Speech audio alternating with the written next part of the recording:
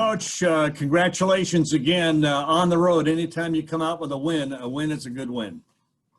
Without a doubt, we knew the facts. Number one, when we came up here in 2018, we were bewildered in the first half. Not that we were perfect this first half either, but we knew that Oregon as a team had not come up here since 2014 and won a football game. They're a good football team. Really, hats off, tons of credit to the players for just being very determined and resilient and finding a way to just push ahead and win the football game. I know you'll find a lot of good things about this game, but in the first half, 3 turnovers, yet your team did not blink. They continued to do what they do and didn't give up touchdowns. That defense is still pretty special, but turnover is not something you like. No, without a doubt. We got it's not like we were sloppy. We just, we didn't execute to our standard.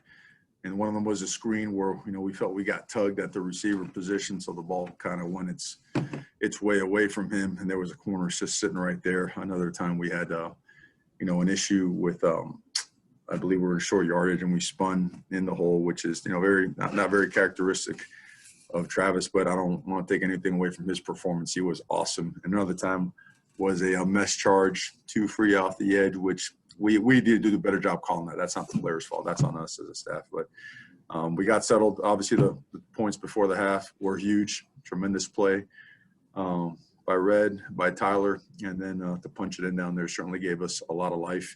Came on the second half, drove down the field, missed a field goal. We've been good in the middle 8, over the past 3 years. We've been really good in the middle 8. And, not hitting that field goal certainly, hurt us a little bit, but got right back on track after.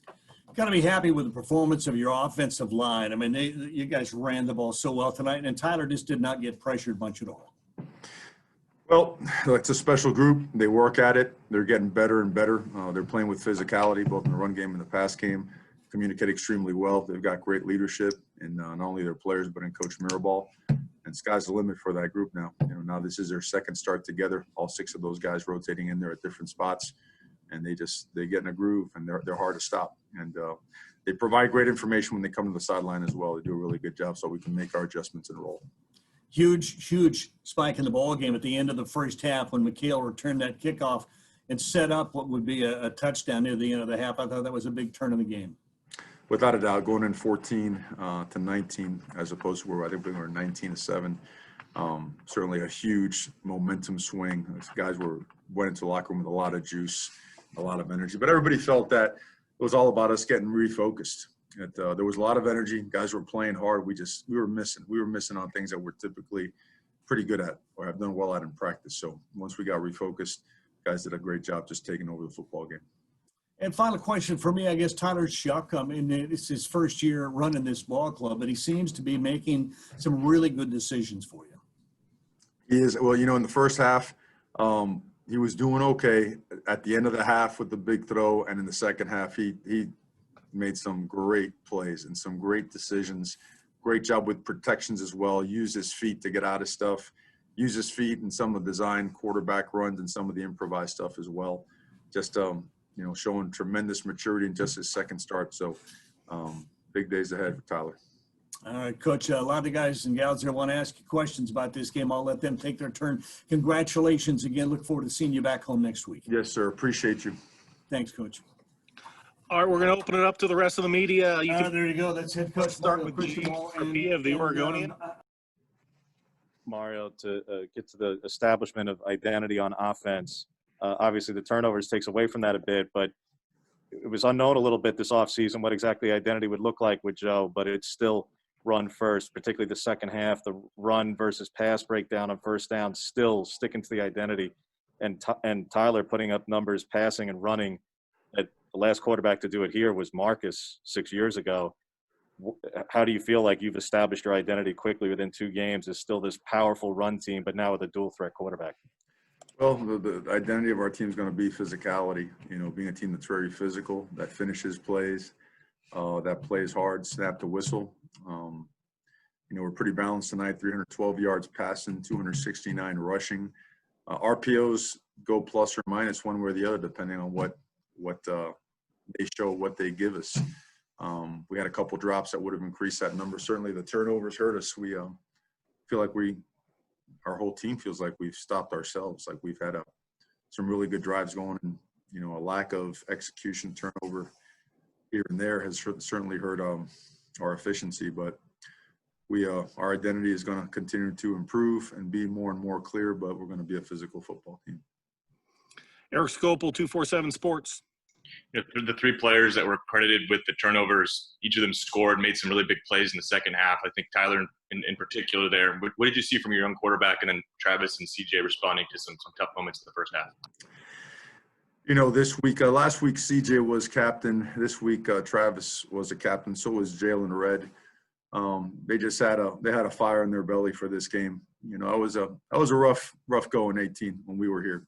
No one has forgotten about that. And these guys, they've grown really tight together, and these experiences over time, think about this for a second now. This is the youngest football team in the country with a couple of older guys. Well, they want to teach the young guys what it's like to go on the road and get the field rushed on you. It's not a good feeling. And certainly they used it as motivation the entire week, the way that they brought energy to practice, the way that they held our guys to a standard. So the fact that they showed up in big moments in the game is not a surprise. Certainly just super proud of them. So much fun to watch those guys play. And they feel they're just getting started. Kevin Wade, 247 Sports. Hey, Coach, your defensive line started to get a bit more pressure towards this in the second half. What do you see from KT, Slade, and the rest of the defensive front? They did. They started working edges a little bit better, started using their hands a little bit better. Also, the quarterback was hanging onto the ball. Some of our coverages held up for a little bit longer. So it's a tough offense to defend now. It really is. They have guys coming out all over the place, a lot of 10 personnel, 4 wide stuff, back out, empty protection, swings, quarterback draws, regular draws. So, but late in the game, it started turning, and it showed up because certainly just as a defense overall, it just kept getting better and better, and provided some monster stops. Tyson Alger, The Athletic. That 2018 team was still a pretty veteran team you had there, and coming into this one, like I know you've obviously with practices, you know what you have on this roster, but was there any part of you that was just curious to see like how this group would respond when they get punched in the mouth on the road? Well, I love the 2018 team. I wish a bunch of those guys were here with us now. It was the beginning of our culture, and those guys did a great job in that game, hanging in and coming back and scrapping and scratching and clawing. And heck, we had to be damn near perfect the second half of that game to win that one. And, we put ourselves in position. And believe it or not, what those guys did in that second half led to a lot of positive things in our football team and our culture. So how did I feel this young team would handle it up here? Of course, you want to find out. They've handled a lot of things really well. They've handled the pandemic and a bunch of other stuff that goes with it really well. So pleased, surprised. I can't say I'm surprised. I felt that these guys would handle this well. AJ McCord, Coin. Coach, one of the things that has really stuck out in the last 2 games is that Tyler is so versatile, but Coach Moorhead is really playing into that versatility, calling so many different options.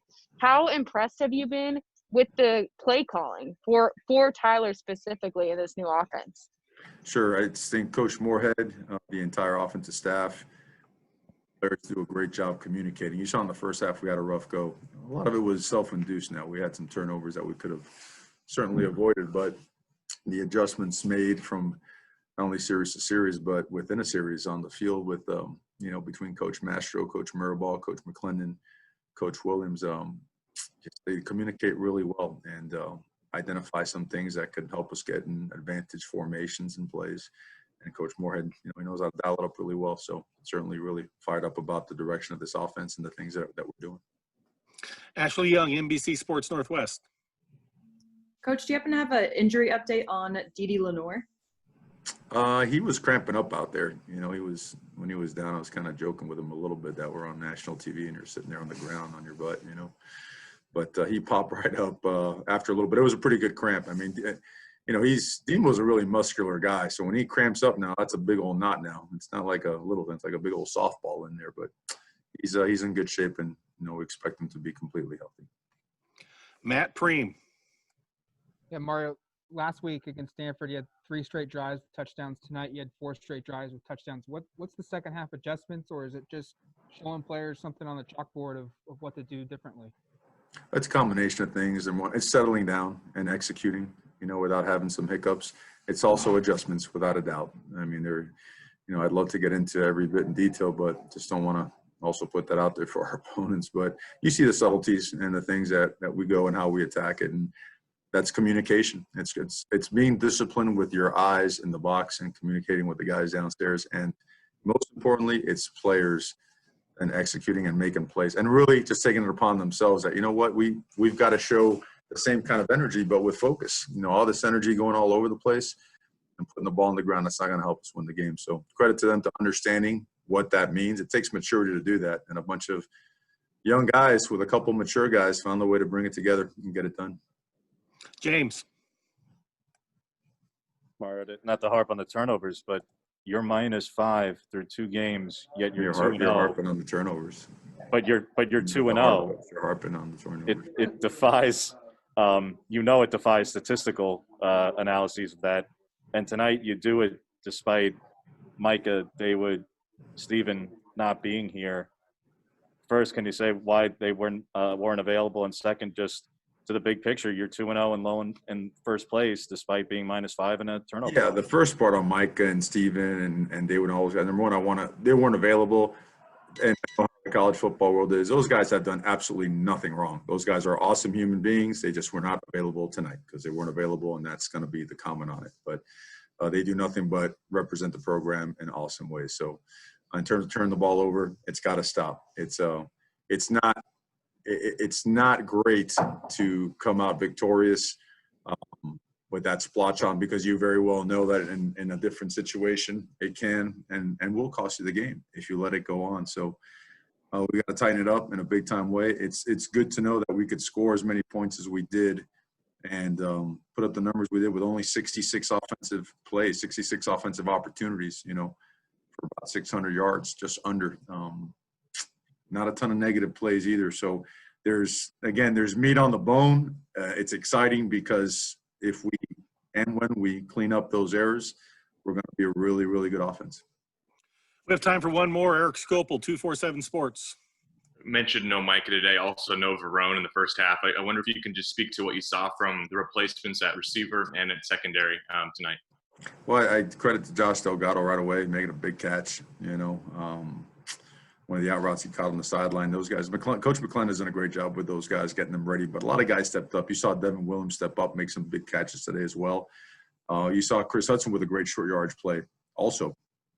And then lined up illegally, which I can't wait to see him later in the locker room for. So, but aside from that, I just think, you look at the way the ball was spread out and the backs were used as well.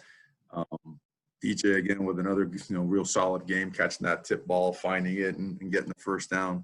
Just the ball was spread around horizontally and vertically really, really well. And of course, Travis with that really long touchdown. I don't know. I think we're just scratching the surface of what we can do. And looking forward to getting on this film. Looking forward to getting on the plane. Obviously, a real happy playing for these guys. This game means a lot to these seniors, guys. I can't emphasize that enough. Come to Pullman winning, really, really important. So